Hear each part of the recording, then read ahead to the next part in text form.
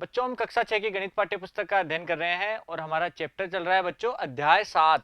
क्या नाम है बच्चों इसका? भिन्न या फ्रैक्शंस। हमने बच्चों इसके 8 भाग पूरे कर लिए थे। आज हम शुरू कर रहे हैं इसका भाग 9। बच्चों आज हम भिन्नों की तुलना करना सीखेंगे कि किन्हीं भी दो भिन्नों को हम एक दूसरे से किस प्रकार तुलना करते हैं। तो बच्चों ध्यान से समझना है। सबसे पहले देखो भिन्नों की तुलना, समान भिन्नों की तुलना। समान भिन्न कौन सी होती है बच्चों? ऐसी भिन्न जिनका हर समान होता है वो समान भिन्न कहलाती है। तो उन भिन्नों की तुलना कैसे की जाती है? समान हर वाली भिन्न समान भिन्न कहलाती है। बच्चों भिन्न के अंदर ऊपर की संख्या को अंश कहा जाता है। भिन्न किस रूप में होती है? भिन्न होती है अंश बटा हर में, अंश बटा हर।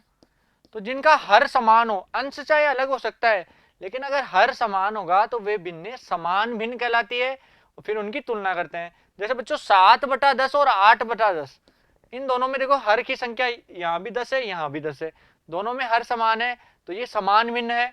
अब इनकी तुलना करनी है। तो बच्चों यहाँ हर समान है अतः बड़े अंश वाली भिन्न ही बड़ी भिन्न हो जाएगी।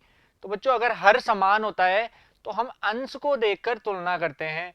तो अगर हर समान है तो जिस संख्या में, जिस भिन्न में अंश का मान बड़ा होगा वो भिन्न भी बड़ी हो जाएगी, उस भिन्न का मान भी बड़ा हो जाएगा। तो बच्चों यहाँ देखो दोनों में नीचे 10 है, ऊपर यहाँ 7 है, यहाँ 8 है, तो 8/10 वाली भिन्न बड़ी है 7/10 से।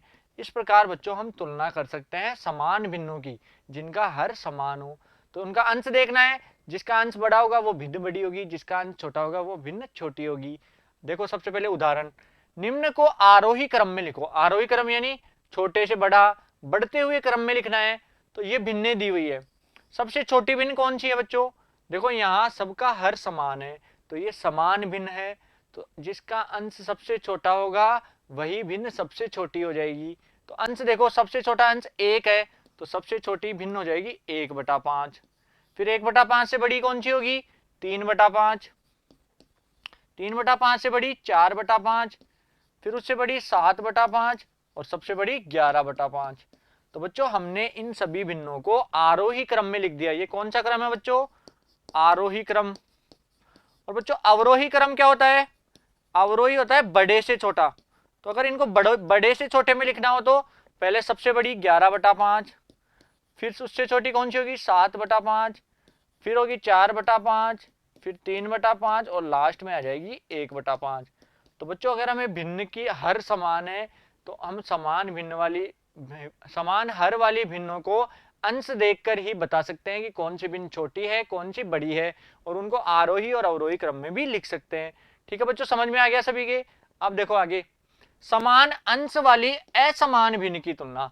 अब ऐसी भिन्न जिनका अंश समान है लेकिन हर समान नहीं है, यानी वो असमान भिन्न है। यदि दो भिन्नों के अंश समान है तो छोटे हर वाली भिन्न बड़ी होती है। यानी दो भिन्नों के अंश समान है और हर अलग अलग है तो जिस भिन्न का हर छोटा होगा उस भिन्न का मान बड़ा होगा। ध्यान रखना बच्चों, उल्टा होता है यहाँ।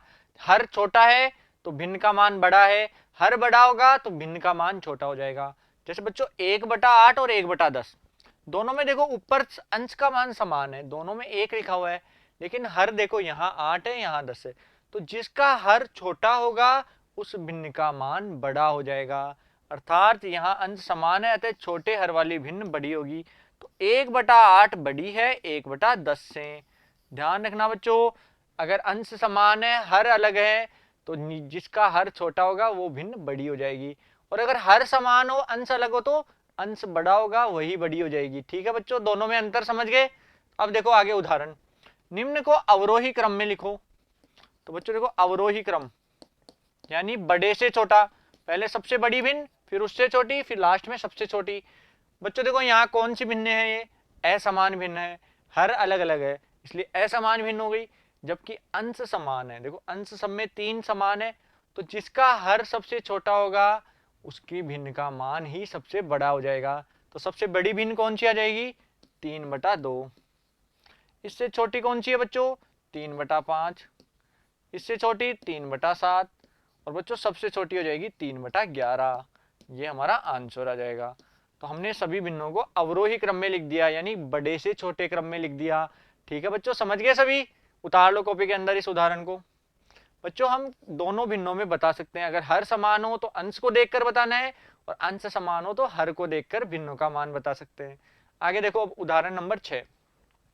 बच्चों 4/5 और 5/6 की तुलना करो। अब देखो यहाँ न तो अंश समान है ना हर समान है, 4/5 और 5/6। तो इनकी तुलना कैसे करेंगे? तो बच्चों इनकी तुल्य भिन्नें निकालकर इनकी तुलना की जाती है। तो बच्चों देखो 4/5 की तुल्य भिन्न क्या होती है? इनको सबसे पहले 2 से गुणा करेंगे ऊपर नीचे। तो 4/5 को 2 से करेंगे तो 8/10, 4 को 2 से किया 8, 5 को 2 से किया 10। ऐसे 4/5 को 3 से करो तो 3 से करेंगे तो 12/15। आगे बच्चों 4 से करेंगे तो 16/20।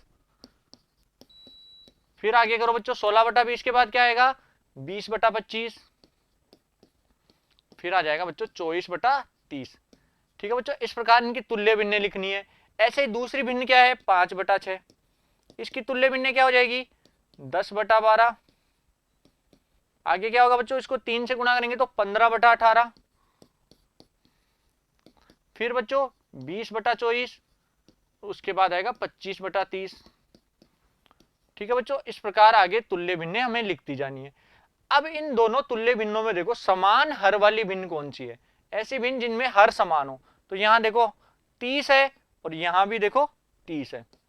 इन दोनों को ध्यान से देखो, दोनों का हर समान है, भिन्न तो ये तुल्य है, इसका मतलब भिन्नें समान है। तो इन दोनों की तुलना करेंगे अब 24/30 और 25/30। तो इन दोनों की तुलना हम आसानी से कर सकते हैं ना बच्चों। देखो दोनों का हर समान है तो जिसका अंश बड़ा होगा वही भिन्न बड़ी होगी। तो देखो यहाँ 24 है, यहाँ 25 है, तो ये भिन्न बड़ी हो जाएगी। तो 25/30 की भिन्न कौन सी है? 5/6। तो हमें पता है 5/6 वाली भिन्न बड़ी है 4/5 से, क्योंकि जब हमने इनका दोनों का हर समान किया तो ये तो 24/30 है, ये 25/30 है, तो 25/30 वाली भिन्न बड़ी होगी 24/30 से। ठीक है बच्चों, समझ में आ गया सभी के? तो हमारा आंसर हो जाएगा 4/5 छोटा है 5/6 से। इसको उतार लो बच्चों, उदाहरण 6 को अपनी कॉपी के अंदर। समझ में आ गया सभी के? तो बच्चों देखो इनका हर समान करके हम इनका दोनों का तुलना कर सकते हैं। अब आगे देखो उदाहरण नंबर 7। 5/6 और 13/15। अब बच्चों देखो इनका तुल्य भिन्न निकालकर हर समान करे तो टाइम ज्यादा लगेगा। अब इनको देखो एक दूसरे तरीके से भी हल कर सकते हैं। किस प्रकार? इन दोनों का हमें हर समान करना है, तो हर समान कैसे करेंगे? दोनों के हर का लैसे लेकर 6 और 15 का क्या कर लेंगे बच्चों? लैसे ले लेंगे। तो सबसे पहले देखो 6 व 15 का लैसे, लैसे कितना आएगा? तो लैसे लेना आता है बच्चों सभी को। 6,15, पहले 2 का भाग देंगे 3, 15, फिर 3 का देंगे 1 5 बार, फिर 5 का देंगे 1 बार 1 बार। तो 2 गुणा 3 गुणा 5, तो कितना आ गया बच्चों? 30। लैसे कितना आ जाएगा बच्चों? 30 आ जाएगा लैसे। अब इन दोनों का हर हमें 30 के बराबर करना है, तो 30 के बराबर करने से फिर हम इनकी तुलना कर सकते हैं। तो 6 की जगह 30 लाना है तो किससे गुणा करना पड़ेगा? 6 का पाड़ा कितनी बार बोले कि 30 आ जाए? 5 बार।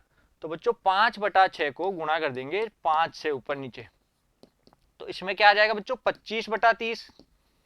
ऐसे बच्चों 13/15 है, नीचे 30 लाने के लिए ऊपर नीचे 2 से गुणा कर देंगे, तो ऊपर तो कितना आएगा? 26 और नीचे आ जाएगा 30। अब दोनों का हर समान आ गया। अब इनकी तुलना करो 25/30 और 26/30।